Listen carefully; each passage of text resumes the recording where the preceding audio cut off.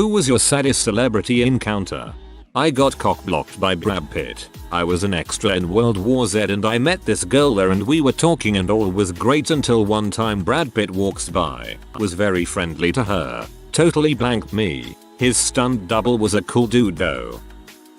I've met Conan O'Brien twice. The first time was awesome. My wife and I were visiting NYC for our anniversary and went to see his show. Back when he was still doing late night at NBC, the guy that warmed the crowd up before Conan came out asked if it was anyone's birthday or anniversary, and I spoke up and said we were visiting for ours. When Conan came out, he came right up to us to shake our hands and give us a little present. A few years later, we went to go see his show when he was touring in between The Tonight Show mess and his TBS show. We were taking a walk around the theater right when his bus happened to pull up, and he came to meet us and a few other fans that were there at the time. He was so visibly exhausted and gaunt looking. After everything that he'd gone through, I could totally understand. He still talked with everyone for a few minutes and went on to do a fun show with his band later that night though.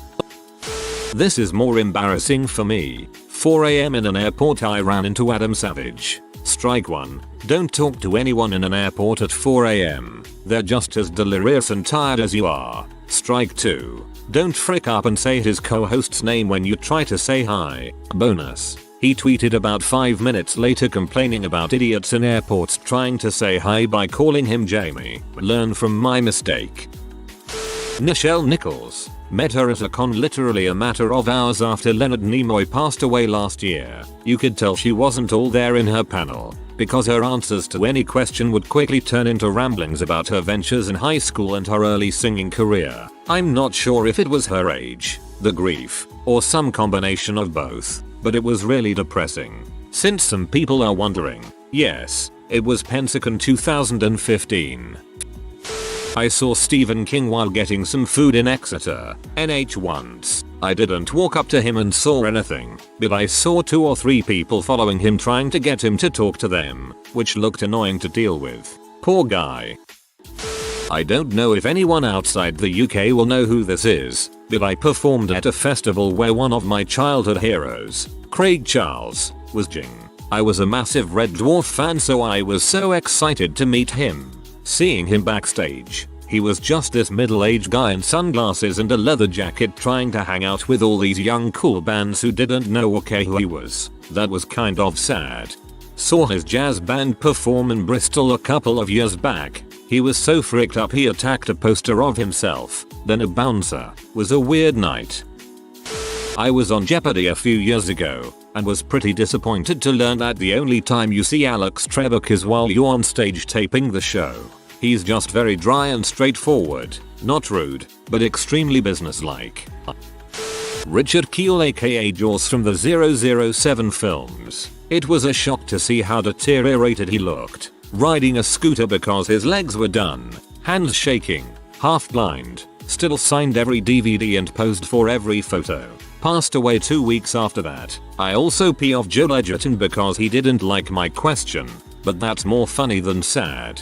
Quite a few of the guys I work with on events all knew him quite well. He literally kept working until the day he died because it made him happy. So yeah, while it's quite sad to see someone like that, you would have been a big part of why he never wanted to stop, and I think that's quite a nice thing. I met Gilbert Gottfried at a convention, and there was nobody in his line, so we walked right up. He was very nice and soft spoken, and I think we made his day. He was fairly close to becoming a huge star for a while, and now I bet most of those convention goers don't know anything about him. Gilbert is great. He's a rarity in that, while the public thinks he's a bit cheesy and a hack, he's very loved by other comedians. 99% of the time, it's the other way around.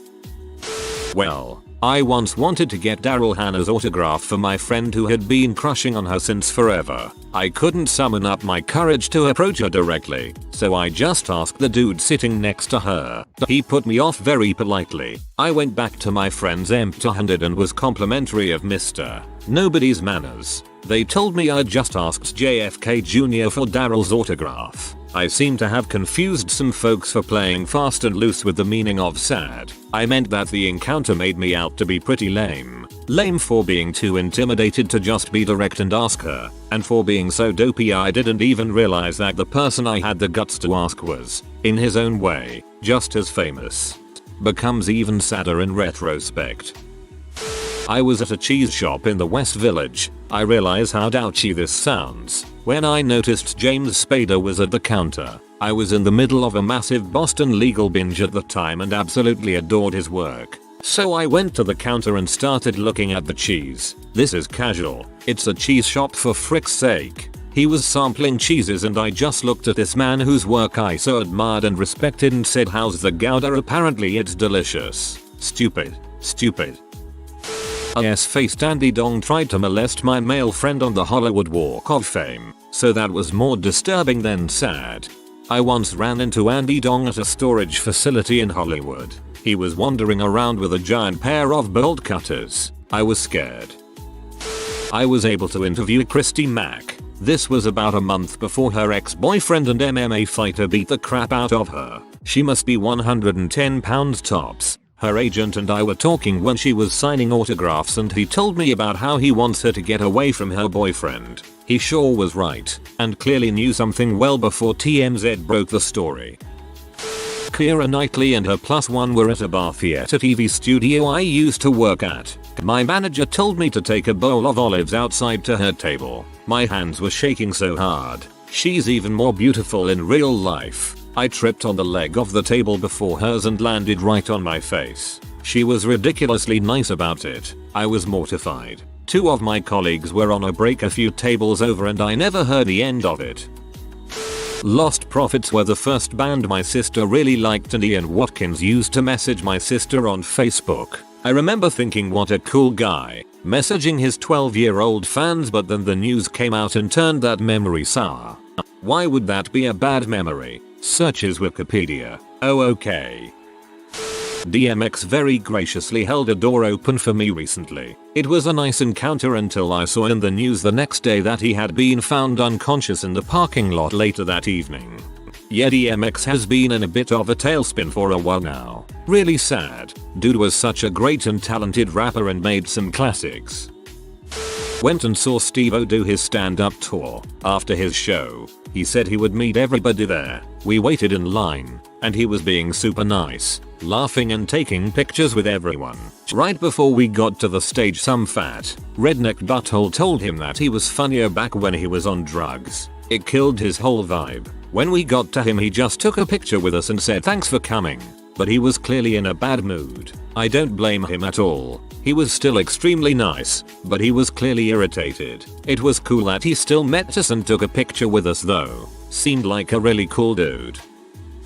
I met a local celebrity I grew up watching on local television. Forgot his name, but he was a cowboy and hosted a kids show in my city. Anyway, around 12, I was at an event he was hosting and he was giving out prizes from the stage for kids with certain birthdays and I won. I was so excited to see him.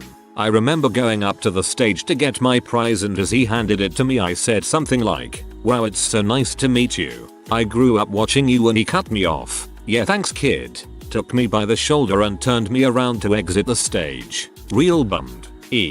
Totally was buckshot. That was a buy grab this hammer. What a savings moment.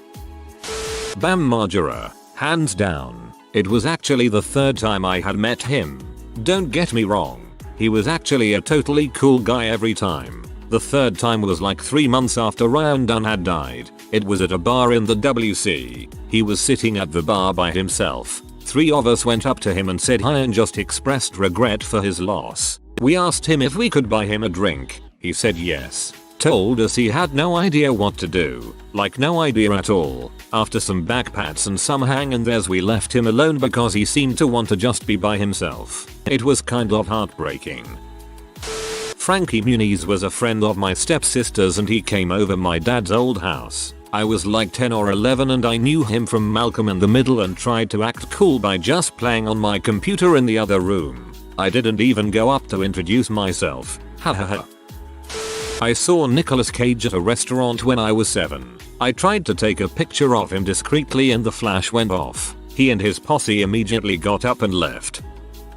I worked as an assistant manager at a Borders Books and Music. Stephen King came in for a book signing that day, a book called From a Book 8. It was a Saturday and the store was a mob scene, so I didn't get to see him during the signing. I worked at the music counter, and what Borders used to do was allow customers to come up to the music station. They could bring us a CD or two, and we had these big headphones with chairs so people could sit and listen to a CD before buying it. It's probably an hour or so before the store closed, and I turn around to see Stephen King standing there asking me if he could listen to some tunes. Of course I obliged. He sat there and listened to music until well after the store closed. He was really animated listening, which I found to be odd, but funny. I didn't have the heart to tell him the store closed at 10 o'clock. So, it gets to about 10:20 or 10:30 and he still doesn't realize the store is empty. All the while I'm pretending to work just to avoid making it awkward. The only other closing manager was a friend of mine who ran the coffee shop in the store.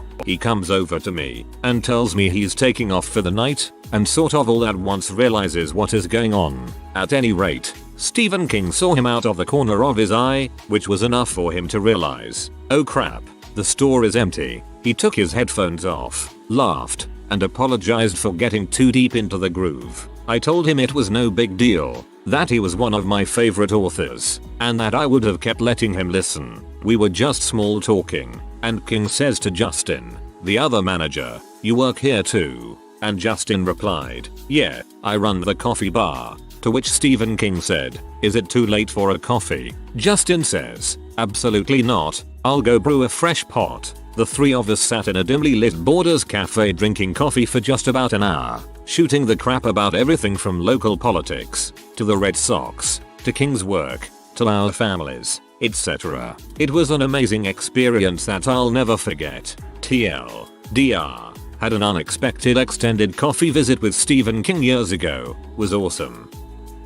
Met Vince Vaughn in a bar in Hollywood. He was with his entourage or whatever, and had quite a few drinks. He hit on a girl friend of mine, and I was amazed to see her totally blow him off. Not that she should have gone for it, but it was pretty incredible to see a multimillionaire movie star get rejected by an accountant. I used the term blow him off as it is used in the US, which means to reject someone's advances without giving it a second thought. So, yes, she rejected VV, and knew full well who he was and all that. Should probably add that she wasn't exactly the most selective person when it comes to hooking up with guys. No judgment here, but that just made the whole thing even more amusing. Accountants have a sixth sense about people who are irresponsible with money. As a kid I saw Michael Jordan on a golf range in Hawaii. My uncle and I were hitting in the space right next to him, so he was literally 5 feet away. I was going to say something but all these other people started walking up to him and he just put his hand up as if to say not now. So I never bothered him. We did see Charles Barkley later and he had a whole crowd of people around him and he said Michael's pee today because I kicked his butt on the golf course. At least that's what he said. Yes, I realize Charles Barkley is horrible at golf. We've all seen his swing. And I know MJ is very good. Hence the at least that's what he said line. Of course Charles isn't going to bet him unless he gets an agreed upon handicap. People have good days and people have bad days. It seemed like MJ just had a bad day and or Charles had a good day. For him. That or Charles was just messing with everyone. Which is totally possible. With the way Chuck swings the golf club I don't blame him for being P. Besides it's MJ, he probably would have said something that would have ruined your childhood. I was on vacation with the family in Hawaii when I was little. While in the pool, I see Pauly walking through knee-deep water with nothing but a red Speedo on and visibly hammered. He is carrying some Hawaiian girl in his arms. He walks right past me and I state, hey, you're Pauly Shore. My first celebrity encounter. I was young. He looks at me with drunk googly eyes and says I am, oh yeah, whatever, man. That's the best way I can picture an encounter with him going.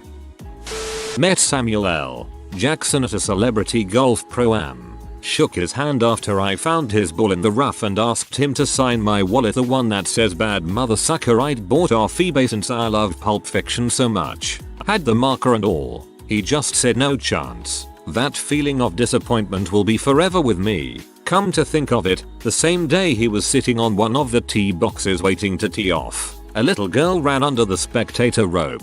He saw her coming from say 40 yards away, raised his hand and pointed at her, and security ran over and removed her back to her parents.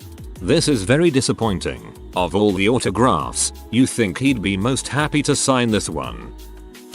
My family has a long history of having a yearly reunion every year at a certain 5-star resort in Florida, and this particular resort has an extensive, really nice breakfast buffet that's free for certain guest packages. We would be allowed to eat for free since we had rented out an entire wing of the hotel for 3 weeks every March for almost half a century at this point, so we would obviously take advantage of it every day. One of these mornings, when I was about 8, my dad and I noticed Bob Vila sitting in the dining room. My dad and I had watched this old house every Saturday for my entire childhood, so obviously it was very special to us, and Bob Vila was a big deal for me. We went over and my dad said something along the lines of, "My son and I are big fans of this old house, and I want to thank you for helping me bond with my son." Bob Vila replied, through a mouthful of waffles, "Go frick yourselves. I'm trying to eat here." So that's why Tim the Toolman Taylor hates Bob. I was in the seafood section of a massive Tesco, and the fat chuckle brother asked me to hand him some cod fillets. I did. He looked at the price, exhaled and put it back down, shaking his head. It was not an expensive piece of fish. I used to go to a small gym. The owners were laid back and had their cats roam around all the time. It was never an issue and people who went regularly would pet them in between sets. My husband and I go to the gym one day. We're the only ones there aside from a trainer in the corner with someone. My husband, a very observant man, tells me to go do some kettlebell swings. I thought it was weird but headed over to the kettlebell section. There is the trainer with Ben Affleck, training for Batman. I didn't want to disturb him, so I completely ignored him. Except it's a small gym, so I'm working out on the bench next to nice guy Ben, and I can feel him trying to acknowledge me. Suddenly I notice one of the cats starts to pee in the corner next to Ben. I shout no to stop the cat, and scoop him up. Ben turns to me and says, "Hey, is that your cat?" Clearly trying to start conversation. I look at him and awkwardly say it's not my cat and walk away. I had an opportunity to talk to Batman and instead became the crazy cat lady. My husband was watching from afar, dying laughing. Now whenever I do something awkward my husband will scream it's not my cat. I was working on an upcoming Matthew McConaughey movie as a locations assistant. One of my various tasks were cleaning crew toilets. Film school totally paid off, guys. So I'm walking out of the unit I just cleaned, gloves covered in everything unholy, and McConaughey walks off set to me. All I could get out was a grunt and a nod. He stopped in front of me, still fully in character, and just grunted and nodded back. Glad I didn't try to shake the guy's hand. Not too weird I guess, but it made me think. Do actors who stay in character take a crap still in character? These will be the questions that haunt me. Sid Caesar, groundbreaker of comedy, your show of shows, incredibly talented and funny man, and I'm a fan of comedy to begin with. On the one hand, I was really excited to see him. On the other hand, it was at the Vietnam War Memorial in Washington DC and he was crying terribly while a small group of elderly women were crowded around him. It broke my heart to see him so upset and for these women to not give a crap. The teenage hero in me told them all off and demanded they give this man the quiet and respect he needs. But the real me just kind of made a mental note and filed it away for 30+ years. I met the oldest son from Home Improvement in a bar. He went on for over an hour about how hard his life was now that he wasn't in the show and JTT had all the success. He then tried to pick up my girlfriend. It was sad in so many ways. I went to school with someone who wasn't a celebrity at the time who had celebrity parents. She had your typical teenage celebrity crush on an actor. Her mom started dating him and she got upset and shaved her head. Probably when I met Sarah Jessica Parker and Matthew Broderick. I go to the grocery store late at night and get in the checkout line and see them. We were the only people in the store. They were arguing about something, so I didn't say hi and just awkwardly stared instead. I work for an airline, so I see some celebs from time to time. One time Tom Cruise cussed me out because I wouldn't violate federal law and bring his checked bags to him plainside. Made him go to baggage claim like everyone else. He was coming off the plane and was told to pick his bag up plainside. For whatever reason there was no plainside tag marking his bag as such. I explained to him the whole deal with it. He turned red, frowned and stormed off mumbling curses under his breath. Trying to explain his bag would make it there before he did, and the way my airport is shaped, he had to go right by the carousel anyways. You suppressive person, you. I became interested in evolution and physical anthropology in high school after exploring the topic in books and discovered Richard Dawkins. I was in the process of reading another of his recent books when I found out he was doing a signing in the city. So I went to his talk and waiting in line to get an autograph. All through the Q&A session, people had great complex questions for him about his theories and ideas on evolution or certain species. I thought I would be clever and ask a simple and fun question. So in the cover of the book, I wrote, "What is your favorite animal?" I expected this to be refreshing when he went to sign my book. I got to the front and as he opened my book to sign it, he was a little thrown off. He gave me a look like I was mentally impaired and just signed his name. I was crushed and felt really embarrassed that my recent idol thought I was stupid. I wandered off through the racks of books and found a small group of 5 people huddled around one man speaking. I was curious and still trying to forget my last encounter, so I listened to this energetic man speak about the universe to this impromptu gathering. He was very knowledgeable and interactive. When I got a chance I asked him the same question. What's your favorite animal? He was very happy with the question and went on a long explanation of why the wolf was his favorite and when he first encountered one in Yellowstone. I learned later that man was Neil deGrasse Tyson. What a day. If you are new to the channel, you can subscribe. I publish new videos every day. Until then, check another video.